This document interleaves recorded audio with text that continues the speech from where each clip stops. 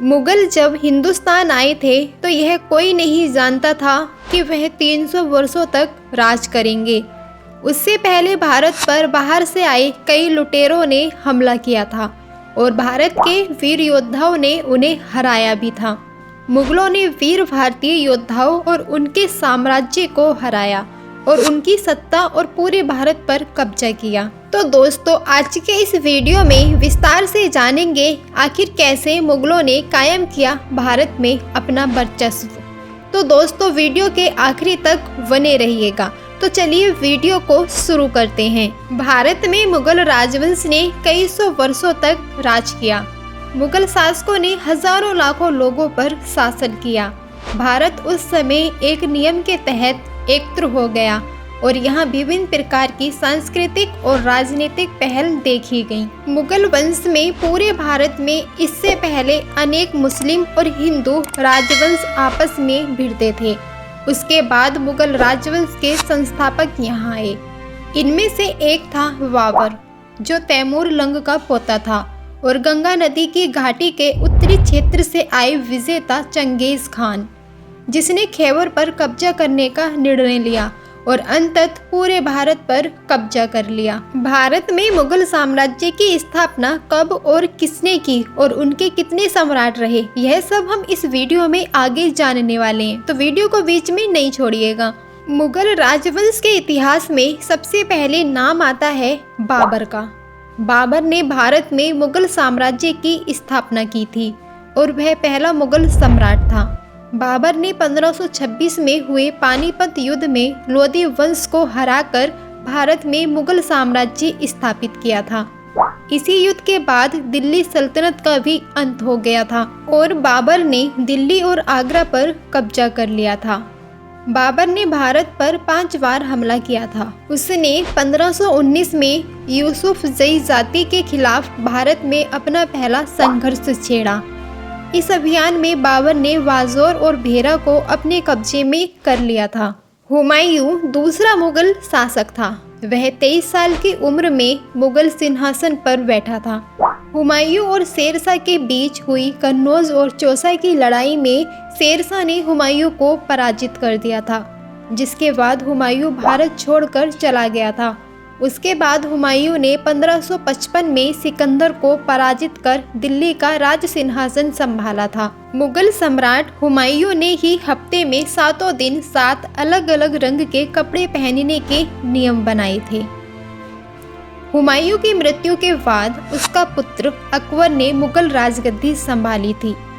14 साल की उम्र में अकबर को मुगल बना दिया गया था। उनके पिता के मंत्री बैरम खां उनके संरक्षक रहे थे। अकबर को मुगलों में सबसे सफल सम्राट माना गया है। मुगल सम्राट अकबर के शासनकाल में मुगल साम्राज्य की एक नई शुरुआत हुई थी। हल्दी घाटी के युद्ध में अकबर को महाराणा प्रताप ने कड़ी टक्कर दी थी और अकबर की हार उसमें निश्चित थी, मगर अपनों की गद्दारी के चलते महाराणा प्रताप यह युद्ध हार गए थे। इस दौरान भारतीय उपमहाद्वीप के ज्यादातर हिस्से पर मुगल साम्राज्य ने अपना विस्तार किया था। अकबर ने पंजाब, दिल्ली, आगरा, राजपूताना, गुजरात, बंगाल, काबुल, कंधार में अपना साम्राज्य स्थापित कर लिया था। अकबर के शासनकाल के दौरान आगरा किला, बुलंद दरवाजा, फतेहपुर सीकरी, हुमायूं मकबरा, इलाहाबाद किला, लाहौर किला और सिकंदरा में उनका खुद का मकबरा समेत कई वास्तुशिल्प कृतियों का निर्माण भी किया गया। अकबर का अपना दीन-ए इलाही धर्म था। अकबर की मौत के बाद उसके बेटे सलीम यानी कि जहांगीर मुगल साम्राज्य के शासक बने। जहांगीर के राज में मुगल साम्राज्य का किश्तवाड़ और कांगड़ा के अलावा बंगाल तक विस्तार तो किया, लेकिन कोई बड़ी लड़ाई और उपलब्धि हासिल नहीं है। जहांगीर के सिंहासन पर बैठते ही उनके पुत्र खुसरो ने सत्ता पाने की चाहत में उनके खिलाफ षड्यंत्र रच आक्रमण कर दिया, जिसके बाद जहांगीर और उसके पुत्र के बीच भीषण युद्ध हुआ। वहीं इस युद्ध में सिखों के 5वें गुरु अर्जुन देव जी द्वारा खुसरो की मदद करने पर जहांगीर ने उनकी हत्या करवा दी थी। शाहजहां को दुनिया के 7 अजूबों में से एक ताजमहल के निर्माण के लिए याद किया जाता है। उन्होंने अपनी पिर्री बेगम मुमताज़ की याद में इस खूबसूरत इमारत का निर्माण करवाया था। शाहजहां मुगल साम्राज्य के सबसे बड़े लोकप्रिय बादशाह थे, जिन्होंने पड़ोसी राज्यों के लोग अपनी विदेश नीति के लिए भी सर्वश्रेष्ठ मानते थे। शाहजहां ने अपने शासनकाल में मुगल कालीन कला और संस्कृति को जमकर बढ़ावा दिया था। इसीलिए शाहजहां के युग को स्थापत्य काल का स्वर्णिम युग एवं भारतीय सभ्यता का सबसे समृद्ध काल के रूप में भी जानते हैं। वहीं शाहजहां को जीवन के अंतिम दिनों में उनके क्रूर पुत्र औरंगजेब द्वारा आगरा किला में बंदी बना लिया था। मुगल राजवंश में सबसे ज़्यादा जाना जाने वाला एक और नाम है औरंगजेब। औरंगजेब उनके पिता शाहजहां को कई सालों तक बंदी बनाने के बाद मुगल सिंहासन की राजगद्दी पर बैठा था। औरंगजेब मुगल वंश का इकलौता ऐसा शासक था, इसने 49 भारत पर राज किया था। औरंगजेब ने अपने शासनकाल में भारतीय उपमहाद्वीप के ज़्यादातर हिस्सों पर अपने साम्राज्य का विस्तार किया था। औरंगजेब ने अपने शासनकाल के दौरान कई लड़ाई जीती, लेकिन वह मराठा साम्राज्य के संस्थापक छत्रपति शिवाजी महाराज से बुरी तरह हारा था।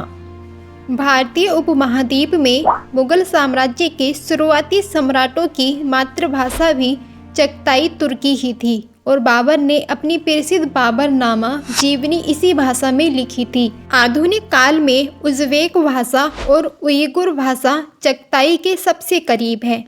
तो दोस्तों, आज हमने इस वीडियो के माध्यम से मुगल राजवंश का संपूर्ण इतिहास बताया है। तो दोस्तों, आपको ये जानकारी और वीडियो कैसी लगी है हमें कमेंट के माध्यम से ज़रूर बताएं और साथ ही ऐसे ही ऐतिहासिक वीडियोस देखने के लिए हमारे चैनल को सब्सक्राइब कर लें। मिलते हैं किसी अगली वीडियो के साथ, तब तक के लिए दीजिए इजाज़त और अपना ख्याल रखिए। बने रहिए हमारे साथ। धन्यवाद। नमस्कार।